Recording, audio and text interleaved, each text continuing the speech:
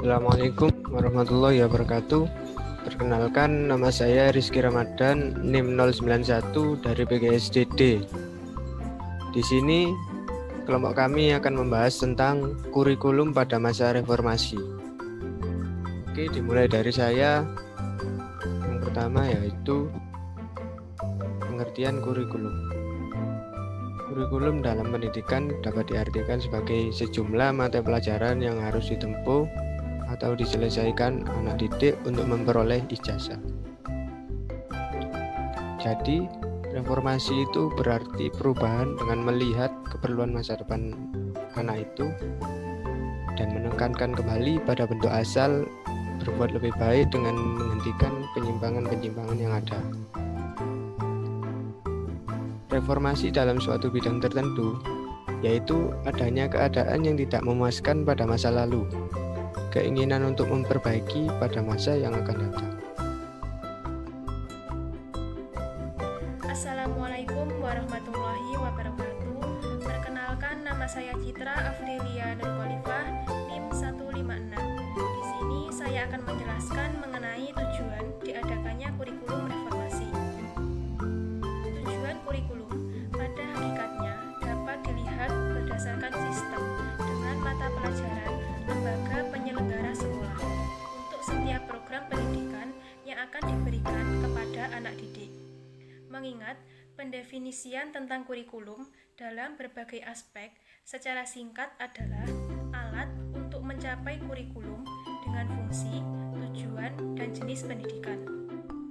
Maka, dalam sistem pendidikan nasional, tujuan umum pendidikan dijabarkan berdasarkan dari falsafah bangsa, yakni Pancasila. Berikut ini merupakan tujuan dari kurikulum reformasi. Yang pertama yaitu mengeksplorasi kemampuan atau potensi peserta didik secara optimal, mengkonstruksikan apa yang dipelajari, serta mengupayakan penerapan dalam kehidupan sehari-hari. 2. Berupaya mengkondisikan setiap peserta didik agar memiliki pengetahuan, keterampilan, sikap, dan nilai-nilai yang diwujudkan dalam kebiasaan berpikir dan bertindak sehingga proses penyampaian harus bersifat konstekstual dengan mempertimbangkan faktor kemampuan, lingkungan, sumber daya, norma, integrasi, dan aplikasi berbagai kecakapan kinerja. Dengan kata lain, KPK berorientasi pada pendekatan konstruktivisme. Yang ketiga yaitu meningkatkan mutu pendidikan melalui kemandirian dan inisiatif sekolah dalam mengembangkan kurikulum, mengelola, dan memberdayakan sumber daya yang tersedia. 4. Meningkatkan kepedulian warga sekolah dan masyarakat dalam pengembangan kurikulum melalui pengambilan keputusan bersama. Dan yang terakhir yaitu meningkatkan kompetisi yang sehat antar satuan pendidikan tentang kualitas pendidikan yang akan dicapai. Sekolah dengan KTSP-nya tidak lagi hanya berfungsi sebagai pelaksana kurikulum yang telah diatur pusat, akan tetapi juga sebagai pengambil keputusan tentang pengembangan dan implementasi kurikulum. Itu tadi merupakan beberapa tujuan mengenai diadakannya kurikulum reformasi. Saya Fadila Kedin Agustina Kasrian Putri, NIM 164. Di sini saya akan menjelaskan mengenai karakteristik kurikulum reformasi. Yang pertama yaitu kurikulum 2004 atau kurikulum berbasis kompetensi atau KBK. Kurikulum 2004 ini mempunyai 3 karakteristik. Yang pertama yaitu lebih menekankan pada keleluasaan dalam aktivitas belajar mengajar. Yang kedua, KBK ini menjadikan peserta didik sebagai kelinci percobaan oleh pemerintah. Yang ketiga, diterapkan di sekolah-sekolah terutama di daerah pedalaman. Selanjutnya saya akan menjelaskan kurikulum 2006 atau kurikulum KTSP. Kurikulum 2006 ini memiliki 6 karakteristik. Yang pertama yaitu berpusat pada potensi perkembangan serta kebutuhan peserta didik dan lingkungannya. Yang kedua, beragam dan terpadu. Yang ketiga, tanggap terhadap perkembangan. Yang keempat, memperhatikan relevansi pendidikan. Selanjutnya yang ketiga ini saya akan menjelaskan mengenai kurikulum 2013. Nah, kurikulum 2013 ini memiliki 3 karakteristik. Yang pertama yaitu tentang masa depan, diantaranya meliputi arus globalisasi, masalah lingkungan hidup, kemajuan teknologi informasi, konvergensi ilmu dan teknologi, dan ekonomi, kebangkitan industri kreativitas dan budaya, lalu pergeseran kekuatan ekonomi dunia, mutu dan investasi. Yang kedua yaitu kompetensi masa depan yang meliputi kemampuan komunikasi, kemampuan berpikir jernih dan kritis, kemampuan mempertimbangkan segi moral, kemampuan menjadi warga negara yang efektif, dan kemampuan mencoba untuk mengerti dan toleran terhadap pandangan yang berbeda. Yang ketiga yaitu fenomena sosial yang mengemukakan seperti perkelahian pelajar, narkoba, korupsi, plagiarisme, kecurangan dalam berbagai jenis ujian, dan gejolak sosial. Selanjutnya yang keempat, persepsi publik yang mengenai pendidikan selama ini terlalu menitik beratkan pada aspek kognitif, beban siswa yang terlalu berat, dan kekurangan pemuatan karakter. Assalamualaikum warahmatullahi wabarakatuh. Perkenalkan, nama saya Devira Helmi Salsabila, NIM 160. Di sini saya akan mempresentasikan mengenai keunggulan dari kurikulum berbasis komputer. Langsung saja, yang pertama yaitu kurikulum berbasis komputer yang mengedepankan penguasaan materi hasil dan kompetensi paradigma pembelajaran versi UNESCO. Silabus ditentukan secara seragam, peran serta guru dan siswa dalam proses pembelajaran, dan silabus menjadi kewenangan seorang guru. Jumlah jam pelajaran 40 jam per minggu, tetapi jumlah mata pelajaran belum bisa dikurangi. Selanjutnya, metode pembelajaran keterampilan proses dengan melahirkan metode pembelajaran pakem dan CTL.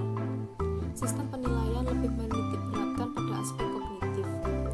Dan yang terakhir, memiliki 4 komponen yaitu kurikulum dan hasil belajar atau KHB, penilaian berbasis kelas, PBK, kegiatan belajar mengajar, KBM, dan pengelolaan kurikulum berbasis sekolah, PKBS. Di sini saya akan menjelaskan dari poin terakhir,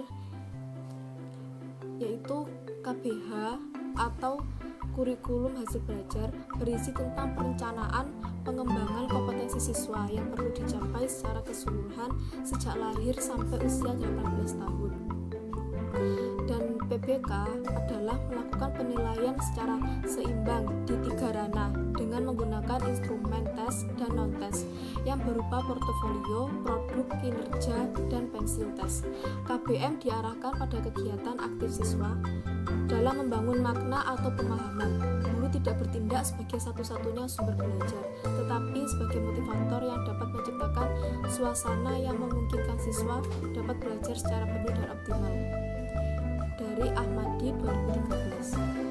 Terima kasih atas perhatiannya. Kelebihan dan kekurangan kurikulum tingkat satuan pendidikan atau yang biasa disebut dengan KTSP. Kelebihannya yang pertama, mendorong terwujudnya otonomi sekolah dalam penyelenggaraan pendidikan. Kedua, mendorong para guru, kepala sekolah, dan pihak manajemen sekolah. Ketiga, KTSP memungkinkan bagi setiap sekolah. Keempat, KTSP akan mengurangi beban belajar siswa. Yang terakhir, KTSP memberikan peluang yang lebih luas kepada sekolah-sekolah. Lanjut kekurangannya. Yang pertama, kurangnya SDM yang diharapkan mampu menjabarkan KTSP. Yang kedua, kurangnya ketersediaan sarana dan prasarana. Yang ketiga, masih banyak guru yang belum memahami KTSP. Dan yang terakhir, penerapan KTSP yang merekomendasikan pengurangan jam pelajaran. Perkenalkan, nama saya Yunia Nur Afiyah, NIM 172. Di sini saya akan menjelaskan mengenai kelebihan dan kekurangan kurikulum 2013. Kelebihan yang pertama yaitu lebih menekankan pada pendidikan karakter. Selain kreatif dan inovatif, pendidikan karakter juga penting yang nantinya terintegrasi menjadi satu. Misalnya, pendidikan budi pekerti luhur dan karakter harus diintegrasikan ke semua program studi. Kelebihan yang kedua yaitu hal yang paling menarik dari kurikulum 2013 ini adalah sangat tanggap terhadap fenomena dan perubahan sosial yang terjadi pada tingkat lokal, nasional, maupun global. Dan itu semua bertujuan untuk mempersiapkan generasi di masa mendatang yang akan menjadi tangguh, mampu bersaing di era teknologi informasi yang berkembang dengan cepat, mampu beradaptasi dengan tantangan global, serta mampu memberikan solusi segala permasalahan terkini.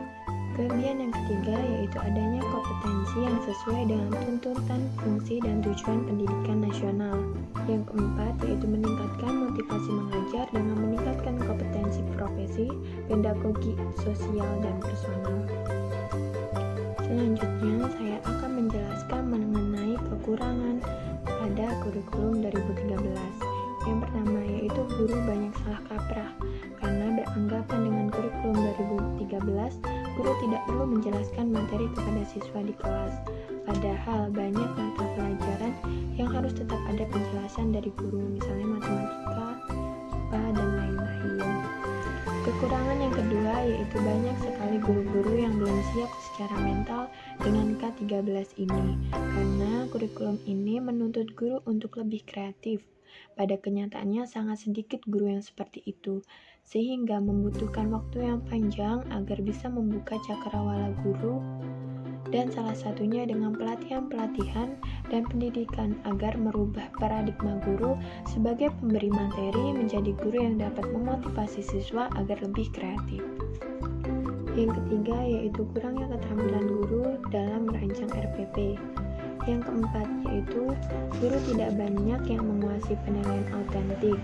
Misalnya, ada orang tua yang ingin sekali anaknya masuk pada jurusan IPA, tapi hal tersebut tidak sesuai dengan kemampuan anak yang dimilikinya. Padahal nilai autentik itu bertujuan mengevaluasi kemampuan siswa dalam konteks dunia nyata. Melalui penilaian ini, diharapkan berbagai informasi yang benar dan akurat dapat terjaring berkaitan dengan apa yang benar-benar dilakukan oleh siswa atau tentang kualitas program pendidikan.